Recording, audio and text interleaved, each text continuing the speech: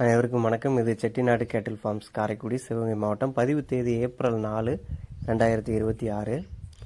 இந்த பதிவில் நாம் பார்க்க இருப்பது ஒரு 3ஆம் வீத்து. தற்போது 5 மாதங்கள் சினை நிறைவடைந்து 6 மாதங்கள் சினை நடப்பில் உள்ள, சினையும் உறுதி செய்யப்பட்ட ஒரு சுத்தமான மயிலை நிறத்தில், உடல் கூச்சம், மடிக்கூச்சம், அதுபோல் எந்த விதமான ஒரு தவறான பழக்க வழக்கங்களும் இல்லாத ஒரு நல்ல குணமான வீட்டு வளர்ப்புக்கு ஏற்ற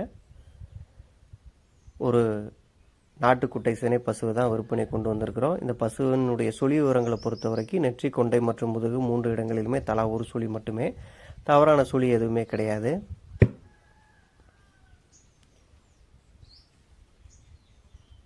அடுத்ததாக கயிறு மற்றும் நடைப்பழக்கத்திலும் பார்த்திங்கன்னா எந்த விதமான ஒரு குறைபாடுமே கிடையாது.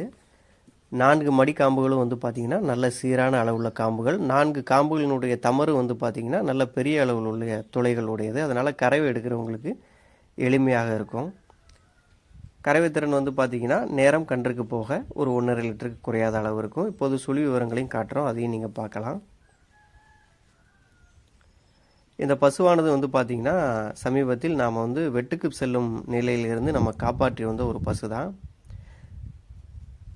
இந்த நல்ல குணமான முகலட்சணமான 3ஆம் வீத்து நாட்டுக்குட்டை சினை பசு உங்களுக்கு வேணும் அப்படின்னா ஸ்க்ரீனில் தெரியக்கூடிய எங்களுடைய தொடர்பு எண்ணுக்கு தொடர்பு கொண்டு பேசி வாங்கிக்கலாம்.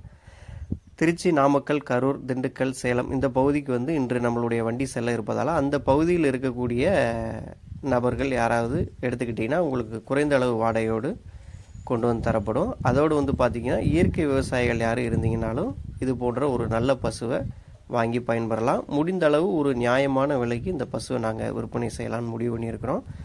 ஸோ தேவைப்படுறவங்க உடனடியாக நம்மளுடைய தொடர்பு எண்ணுக்கு தொடர்பு கொண்டு பேசி வாங்கிக்கோங்க.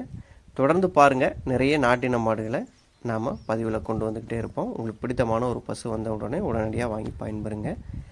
நன்றி.